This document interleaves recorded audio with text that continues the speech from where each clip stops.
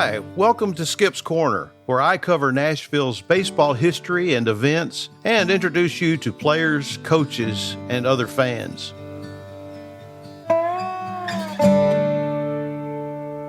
I usually record my podcasts on Saturday or Sunday evening, and I'm glad this time that I waited until Sunday for a couple of reasons. One, today, July the 31st, is the 96th birthday of Joe Casey. Now, Joe Casey was a beloved public servant, served for the Metro Nashville Police Department as its chief for many years.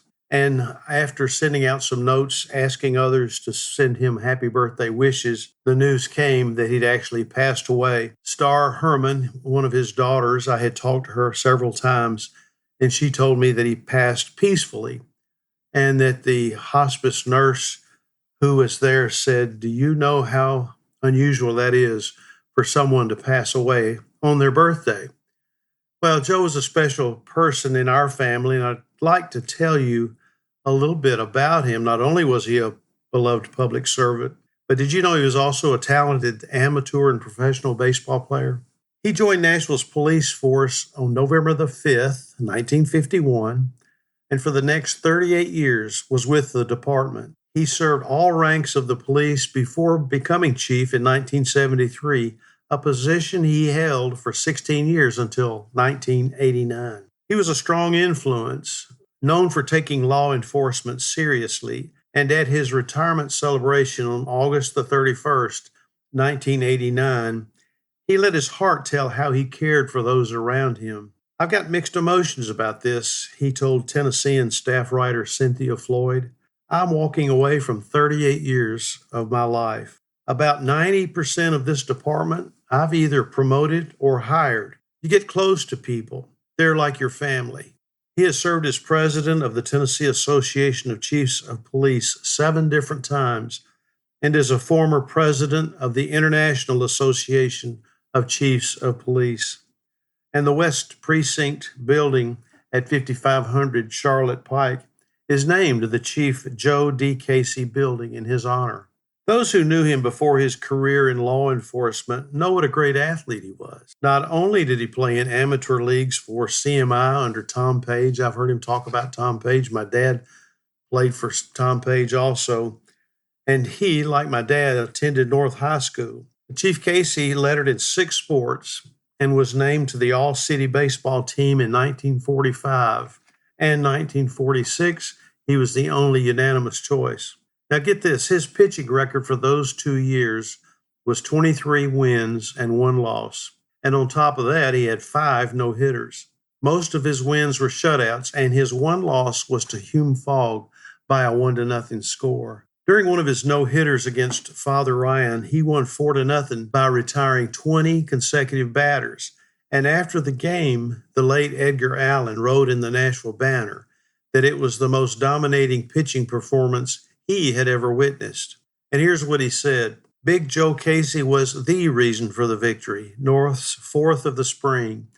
The lanky 19-year-old fast-balling right-hander hurled perhaps the best game in interscholastic history as he set the Irish down without a hit and was within 1 strike of Nashville's first perfect game for a prep hurler. Using a sidearm fastball with dazzling speed, Casey fanned 17 of the 22 batters to face him, 20 consecutive Panthers until Richard Kirk walked with 2 out in the 7th. At that, he had the count 2 strikes, 1 ball on the Ryan center fielder before allowing him to reach first on 4 balls. During one of my visits with Joe Casey, I sat down with him in his Donaldson home and asked him what he remembers about that game. You see, our dad, Virgil Nipper, my brother and I have heard these stories all of our lives.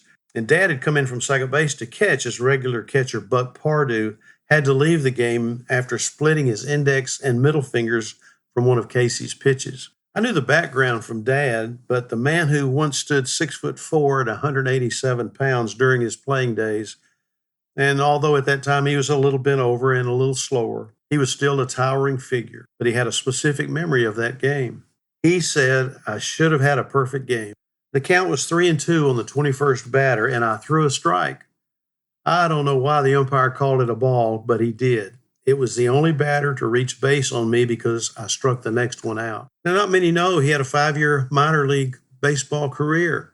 He signed a professional contract after high school with the Boston Braves and played for Clarksville in 1946 and Owensboro in 1947, both in the Kitty League. Played for Hartford in the Eastern League in 48 and 49 and Denver in the Western League in 49 and 50, where his spring training teammates included Warren Spahn and Lou Burdett. But he hurt his arm in Austin, Texas during an exhibition game with the University of Texas.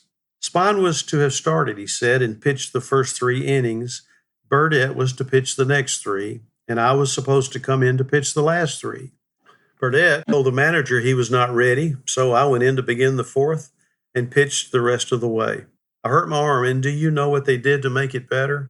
They sent me off to have my adenoids and appendix removed. Can you believe that? I talked to him a little later about that after our banquet in January, our old timers banquet, we had Tommy John. And I said, what would have happened had you had Tommy John surgery back in those days? And he said, gosh, I may have had a major league career and never have become a police chief. And he said after 5 years, he told Jewel, his wife, that after 5 years, if he hadn't made it to the big leagues, it was time to come home, and he did. But at home, he continued to play ball. He played for the Nashville Vols, which not only was a minor league baseball team, was also the name of a professional basketball team in the Southern Basketball Association. And he picked up on his baseball career in local leagues. In 1951, Joe Casey pitched for DuPont, which captured the City League championship. And at the end of the season, the company sent the team to New York. One of the side trips was to the Polo Grounds, where the team attended the playoff game between the Brooklyn Dodgers and the New York Giants on October the 3rd, 1951. It was the playoffs to determine the National League champion. When Bobby Thompson hit that home run to win the game to send the Giants to the World Series, he told me, the ball landed just a few rows in front of us in left field.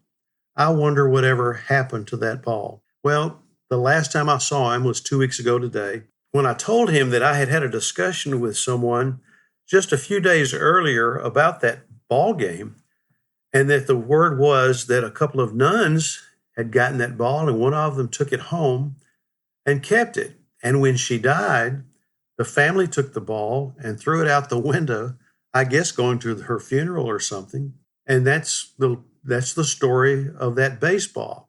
And when I said that, now this is 2 weeks ago, he looked at me and he said, when we were sitting at that ball game, there were 2 nuns sitting 3 rows down below us. So there's that great connection. And even just 2 weeks before he passed, he had that kind of a memory that I could just say the words nuns.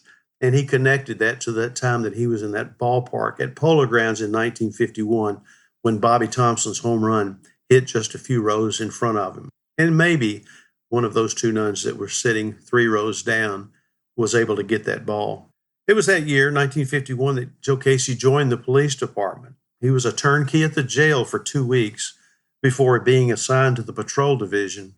He became a detective in 1962, earning a promotion to sergeant and then inspector. 16 months later, he became a major in the patrol division, and when Chief Hugh Mott resigned in 1973, he was named chief. 1951 was also the year the police team became a charter member of Nashville's Babe Ruth League.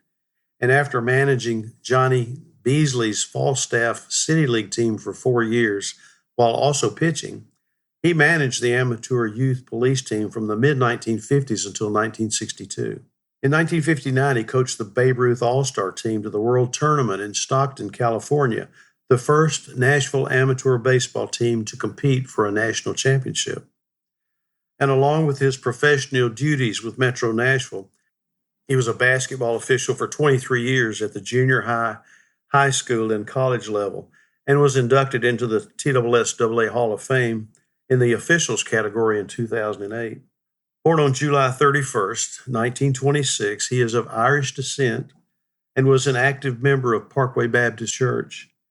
When he was named to the Old Timers Nashville Amateur Baseball Hall of Fame in 2009, our dad gave his introduction. And he said, this year's Hall of Fame inductee is Joe Casey. I deem this a special treat for me to introduce him to you. I've known Joe for 71 years. As boys, we played stickball in the middle of 14th Avenue. Joe could throw so hard we could not hit him with a broomstick. Sometimes we used the entire broom and still had a hard time hitting the ball. Now, my brother Jim and I have heard stories about Dad's great teammate all of our lives. They grew up across the street from each other, and with 8 brothers and sisters, the Nipper supper table was already cleared when Dad would come home after practice. And Dad would say, there were times when I wouldn't have had a hot meal for supper if it hadn't been for Mrs. Casey. As Dad told about them playing stickball in the middle of the street at 14th Avenue, Uncle Joe told me about he and Dad playing marbles. They played marbles a lot. And on one side of their yard, the Casey's yard, was nothing but dirt because they played marbles there so much. Their connection was so strong that they played outside all the time, and I guess that's what you did in those days. And my Aunt Connie, Dad's sister, told me just the other day that her mother told her that Mrs. Casey and she and Dad's mom would crochet together under the streetlight while the children were playing in the yard. It was a special relationship. And Aunt Connie said, we considered Joe Casey a member of our family. When Dad died in 2016, Chief Casey called me and he said he would not mind if I started calling him Uncle Joe, since he was boyhood pals with Dad and had heard all the stories about me and my brother and my family, just like we had heard about him. And so it's been Uncle Joe ever since, and I'm proud to be a member of his family that way. It's a great family, for he was a great public servant, a great athlete, a valued teammate, and coach to many, and an upstanding citizen. And he is well deserving of all accolades. And if the good Lord allows it, I'm sure that Dad and Uncle Joe are having a game of catch, or maybe just playing a game of marbles. To his family, Star and Karen, Joe, and Mike, thank you for sharing your dad with me. And I know there are so many others that call him friend.